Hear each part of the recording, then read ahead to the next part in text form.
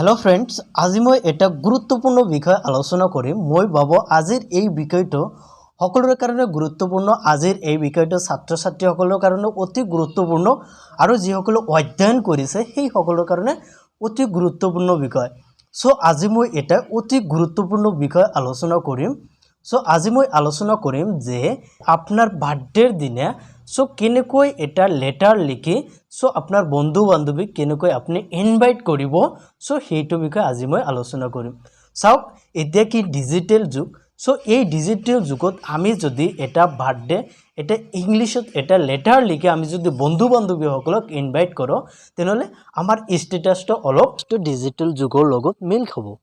আৰু ছাত্ৰ ছাত্ৰীসকলে এই বিষয়টো অতি গুৰুত্ব সহকাৰে চাব, কিয়নো এইবিলাক সকলো ছাত্ৰ ছাত্ৰীৰ কাৰণে অতি গুৰুত্বপূৰ্ণ বিষয়, কিয়নো পৰীক্ষাত এইবিলাক বিষয় আহিব।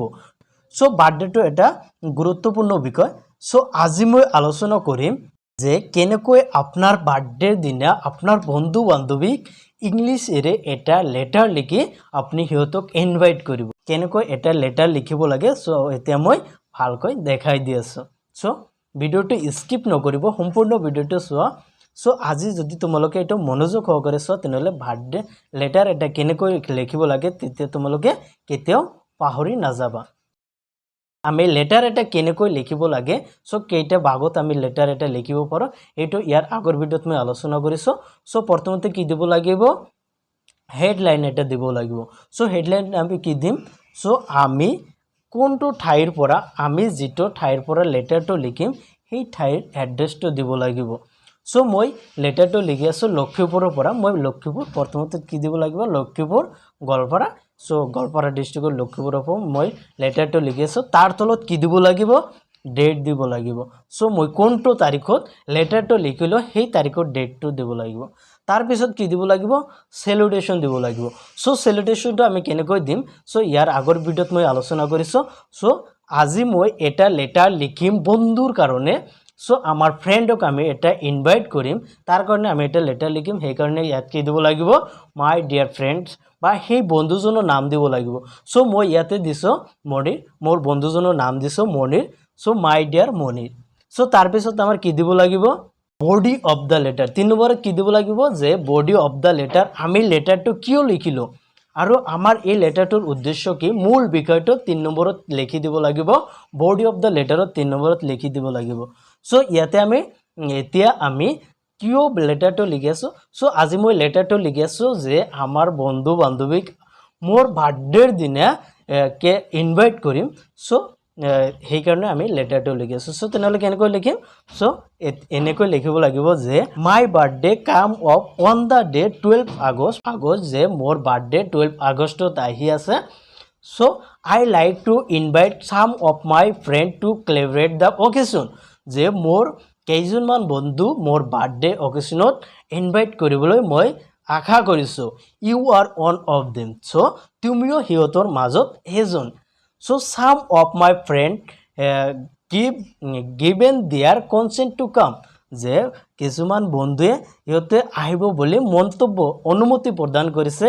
আই hope that you too will give us pleasure your loving company, মই আশা কৰোঁ তুমিও আহি তোমাৰ সামগ্ৰিক ভালপোৱাটো দি আনন্দিত কৰি যোৱা। Cheerily the warm of your company will enliven the birthday ceremony, যে এই বাৰ্থডে অনুষ্ঠানত তুমি আহিলে আমাৰ এই বাৰ্থডে অনুষ্ঠানটো অতি উজ্জ্বল হৈ পৰিব।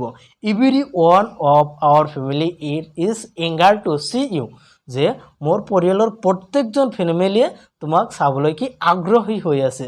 চ' you must not fail to come, যে তুমি আহিবলৈ ফেইল নকৰিবা।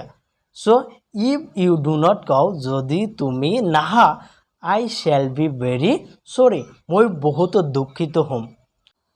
As the 12 is holiday you can easily come, যে 12 আগষ্টত যিটো হলিডে তুমি ইজিলি আহি পাবা।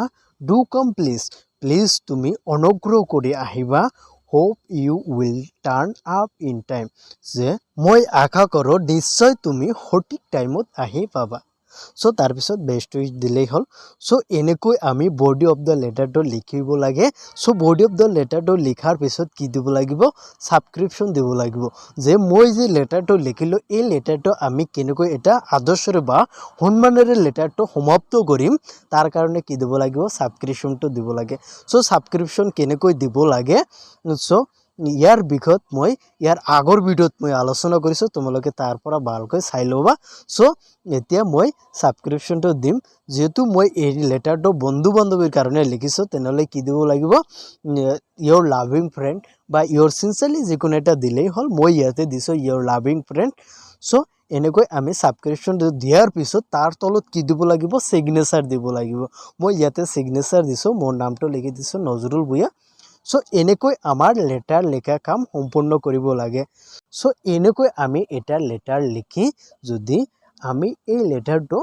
হয়তো আমি আগৰ যুগত হয়তো এটা লেটাৰ পোষ্ট অফিচৰ মাধ্যমত পঠাইছিল সো এতিয়া আমাৰ আৰু লেটাৰ এটা পঠাওঁতে অতি সহজ পৰিছে কিয়নো আমাৰ হাতত কি সকলোৰ হাতত মোবাইল আছে সো মোবাইলত আমি যদি এনেকৈ এটা লেটাৰ লিখি টাইপ কৰি এই লেটাৰটো আমি বন্ধু বান্ধৱীক আমি এনেকৈ ইনভাইট কৰোঁ তেনেহ'লে সকলোৱে কি আনন্দ হৈ পৰিব আৰু এনেকৈ আমি এটা লেটাৰ লিখি যদি স্কুল কলেজত আমি যদি এক্সামত লিখিব পাৰোঁ তেনেহ'লে সঠিক মাৰ্ক যিটো আছে সেইটোৱে পাম